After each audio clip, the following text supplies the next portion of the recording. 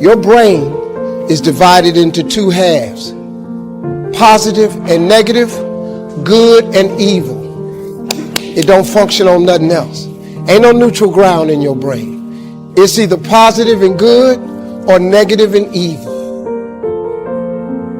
Each half of your brain has millions of factory workers on each side. You got 1 million factory workers on the positive side. You got 1 million factory workers on the negative side.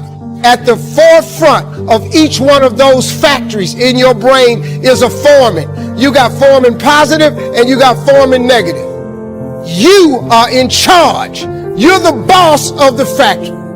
So let me show you how this works. You got a remote control.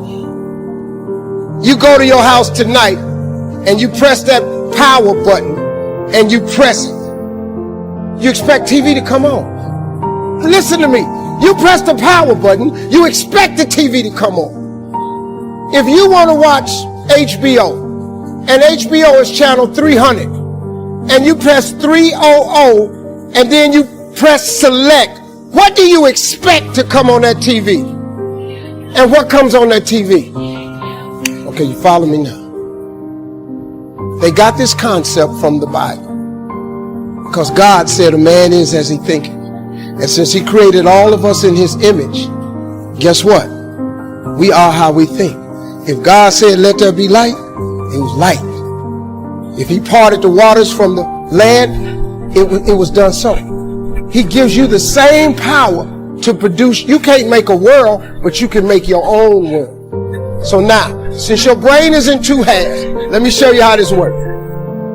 You wake up in the morning and you say, man, I don't feel myself today. I got up on the wrong side of the bed. I'm not a morning person. Foreman negative hears that. He steps to the front. He said, what did you say? You say, I said I woke up on the wrong side of the bed today. I'm not myself. I'm not a morning person. He says, you got it right away. He said, hey, the boss just woke up and said he's not a morning person. He's having a bad day today and he ain't feeling himself. Let's get to work. The 1 million factory workers start producing thoughts to justify what you just said. So now guess what? Man, I hate my alarm clock went off this morning. I got to get out here in this traffic. I'm going to drive down here today. I don't even like these people on my job. Sure wish I had a new car, but I'm driving this ragged ass car. And on and on and on. And your day starts tumbling into what you ordered at the top of the day. You could wake up in the morning and you say, you know what? Today is going to be a great day today. I expect something really good to happen for me today. Man, thank you, Lord, for waking me up this morning. He said, what did you say? You said, I said I'm having a great day today. I expect something good to happen today. Thank you, Lord, for waking me up. Foreman positive turns around and goes, all right, let me have your attention. Steve's having a great day today. He's expecting some wonderful things to happen. And man, let's get it going. And they start manufacturing thoughts. Same brain. Man, I can't wait to go to work today. It may not be the job I want, but at least I got a job. I'm so grateful I got a car to drive to work today. Hey man, at least I got a check coming in. I sure want to thank you, Lord, for this roof over my head today. I appreciate the fact that I don't have a car, but at least I can walk to the train. Man, this is going to be great today. That's how your mind works 24/7. It never turns off. You have got to change the way you think. It is the whole determining factor of where you go in life. We are all where we are today because we thought ourselves to this position. If you don't like the position, think yourself out of it. Change your attitude, you change your altitude.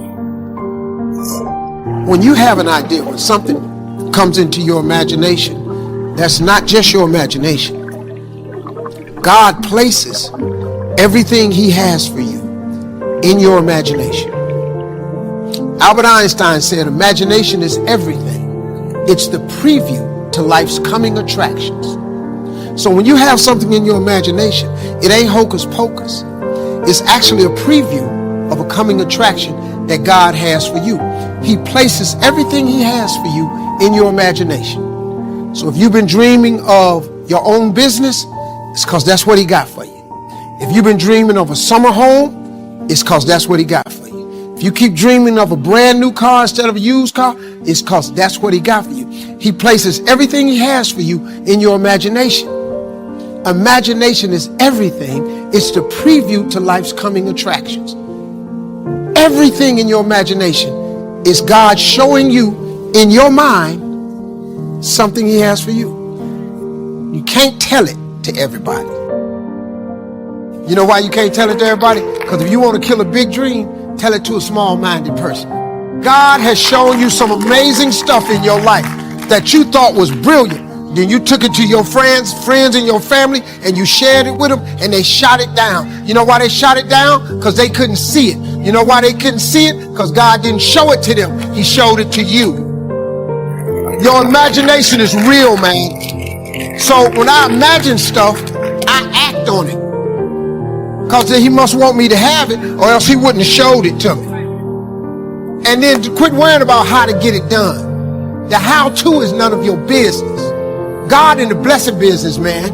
You got to go with it. So when you have these things in your imagination, wake up and get into action. Oh, well, I need to figure out. The Bible don't say figure nothing out. The Bible say ask, believe, receive. There ain't no stuff in the middle.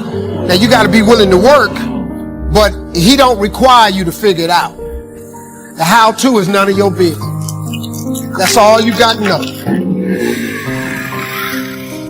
How to get whatever you want. Here's what it says if you're ready. It says, ask. That's it. End of notes. Ask. If there's one art in life to learn extremely well, that's got to be one of them. The art of asking. What does ask mean? Ask means, what do you want? Now let me give you 3 key points on asking and receiving. This can do it. Number 1, asking is the beginning of receiving. Asking starts a unique process, mental and emotional. I don't even know how it works. All I know is it works. It's like pushing a button and all this machinery starts working. I don't know how. It just works. There's a lot of things you don't need to know how. Just work them. Some people are always studying the roots. Others are picking the fruit.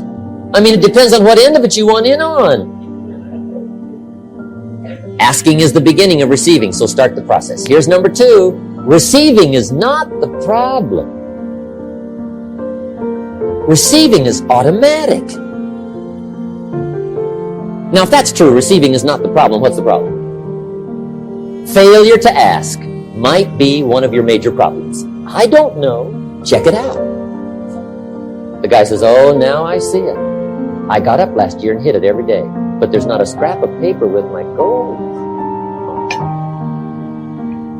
Good worker, poor asker. So you got to change that. Here's number 3. Receiving is like the ocean. There's plenty. Success is not in short supply. It isn't rationed, and you stepped up to the window and it was all gone. No, no, no. It's like an ocean here. Now, if that's true, what's the problem? Well, some people go to the ocean with a teaspoon. Have you got the picture? See, what you want to do in view of the size of the ocean is trade your teaspoon for at least a bucket. And you'll look better down at the ocean. Kids won't make fun of you, right? Okay. Now, there's 2 ways to ask, and we'll wrap up goal setting. 2 ways. Here's number 1. Ask with intelligence. It didn't say ask intelligently, but I'm sure it meant that. Don't mumble. You don't get anything by mumbling. Be clear. Be specific. Intelligent asking means how wide, how high, how soon, when, what size, what color, how much. Define what you want and describe what you want. That's powerful. In the weekend seminar we teach, goals become like a magnet. They pull you that direction. And the better you describe them, the more they pull. So ask intelligently. Here's number 2. Ask with faith. That's the childish part of the equation. Believe you can get what you want like a child. Not an adult. Adults are too skeptical. So the formula really reads, make plans like an adult and believe in them like a child. And the most incredible things will happen. Just try it for 90 days. Just try it. You can always go back to the old ways. Just try it. Just 90 days, 90 days. Now here's the last qualifying phrase on goal setting, as we promised to qualify everything. And it simply goes like this. Remember, you won't get everything you want. And we've already studied the reason for that. Simply, sometimes it hails on your crop and rains on your parade. It's that kind of planet. So you won't get everything you want, but if you will work this goal-setting formula, you can get plenty for wealth and happiness. Ask and it shall be given you. Seek and ye shall find. Knock and it shall be opened unto you. For everyone that asketh receiveth, and he that seeketh findeth, and to him that knocketh it shall be opened. When I'm in my clinical practice and I observe, and this is also the case with my students, is let's say, people's lives aren't what they would like them to be. And so then you ask, why? Well, forget about tragedy and catastrophe, because that's self-evident, and we're not going to discuss that. Although the degree to which you bring about your own tragedy is always indeterminate. But I would never say that every terrible thing that is visited on a person is something they deserved. I think that that's a very dangerous presupposition, especially because everyone gets sick and everyone dies. But one of the main reasons that people don't get what they want is because they don't actually figure out what it is. And the probability that you're going to get what would be good for you, let's say, which would even be better than what you want, right? Because you might be wrong about what you want easily. But maybe you could get what would really be good for you. Well, why don't you? Well, because you don't try. You don't think, okay, here's what I would like if I could have it. Imagine that you were taking care of yourself like you were someone you actually cared for. And then you thought, okay, I'm caring for this person. I would like things to go as well for them as possible. What would their life have to be like in order for that to be the case? Well, people don't do that. They don't sit down and think, all right, let's figure it out. You've got a life. It's hard, obviously. It's like 3 years from now, you can have what you need. You have to figure out what it is, and then you have to aim at it. Well, my experience with people has been is if they figure out what it is that would be good for them, and then they aim at it, then they get it. But a huge part of the reason that people fail is because they don't ever set up the criteria for success. And so, since success is a very narrow line and very unlikely, the probability that you're going to stumble on it randomly is zero. And so there's a proposition here, and the proposition is, if you actually want something, you can have it. Now, the question then would be, well, what do you mean by actually want? And the answer is that you reorient your life in every possible way to make the probability that that will occur as certain as possible. And that's a sacrificial idea, right? It's like, you don't get everything, but maybe you can have what you need. And maybe all you have to do to get it is ask. This is a form of prayer, knocking. Sit on your bed one day and ask yourself, what remarkably stupid things am I doing on a regular basis to absolutely screw up my life?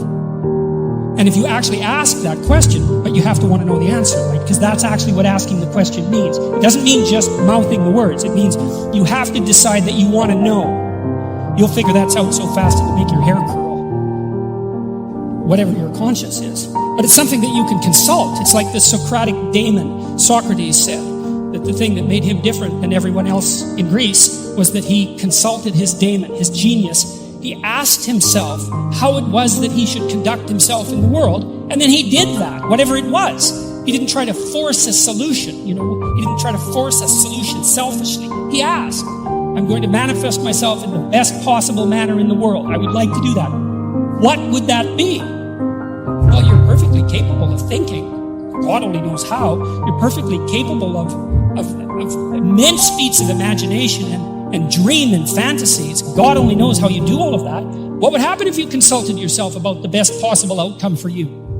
You might get an answer. Well, that's what this proposition is. Life will pay whatever price you ask of it. You know what's interesting? You got to ask intelligently. In the Bible it says, ask and you shall what? pretty good formula. You ought to look into it. But you know what? It says, ask and you shall receive, but I'm sure it meant ask intelligently. I'm sure that's what God meant.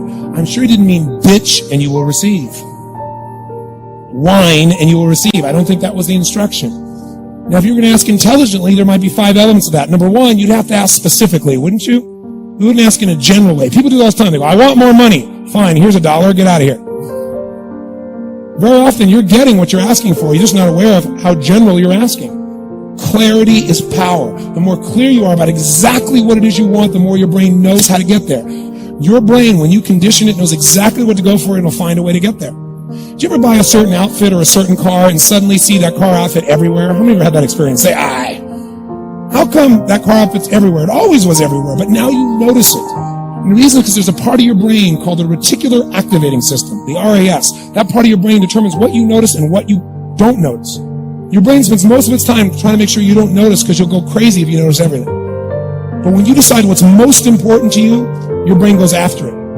Everyone I know who's successful builds what I call an RPM plan. An RPM is built on the metaphor that the way to get from where you are to where do you want to go to the fastest is you got to build power, like in a car, RPMs. And the R stands for they know the result they're after. They know what they want precisely. If you don't know exactly what you want or you let yourself get beyond that into something general, you're not going to achieve it. Clarity is power. You got to know the specific result you're after. What do you want?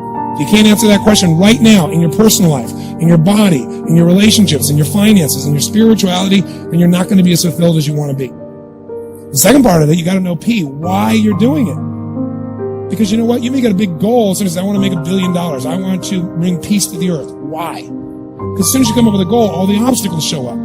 Unless you've got enough emotional drive to break through that, you're never going to discover what it really takes. So you got to get yourself past that. And the way to get past that is have enough reasons.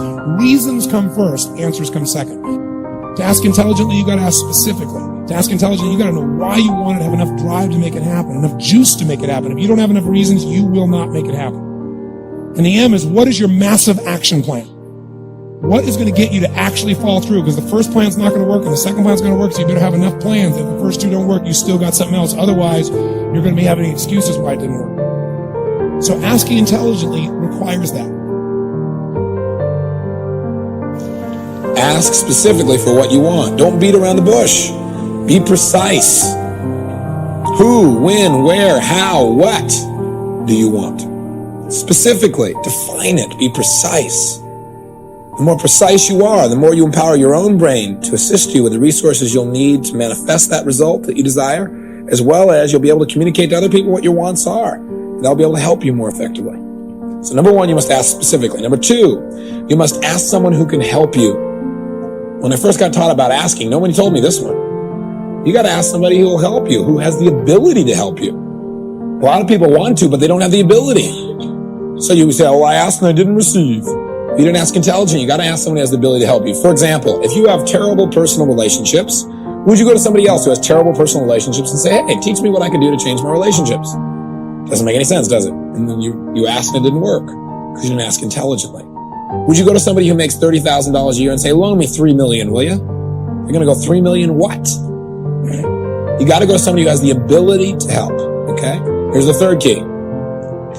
Create value for this person first. Don't just ask and expect them to give you something. Intelligent asking is you try and find a way to fill their needs first, or a way to connect the two. Maybe what you're going to do is just fill a need. Say, look, if you support me this way, it'll support something that you're involved in, that you feel is important. I know by what I know about you. Maybe you try and do something for them. Fourth key, you must ask with congruent belief. As you really got to believe that they're going to say yes. If you don't believe they're going to say yes, they're not going to say yes. Because when you ask, your lack of belief will come through. You say, you wouldn't want to help me, would you? And that's not going to assist them. But if you absolutely believe they're going to say yes, and you believe so strongly, then they'll get that. And they'll begin to think, well, maybe, I guess, he must have a reason. They begin to believe that they really should do this. Your belief can affect their beliefs. Your belief can affect their behavior. So you want to get really congruent where you absolutely believe they can't say no. Now, the best way to do that is make sure you're adding so much more value than you're asking for that you know they can't afford to say anything but yes. Okay? And the last one, number 5, a lot of people do the first 4, but they don't do number 5, and that is ask until. There's a neat phrase that I think Dr. Schuller came up with. He said, God's delays are not God's denials. So if you ask and you don't receive right now, just keep asking. Asking intelligently means ask over and over again. Ask in a different way.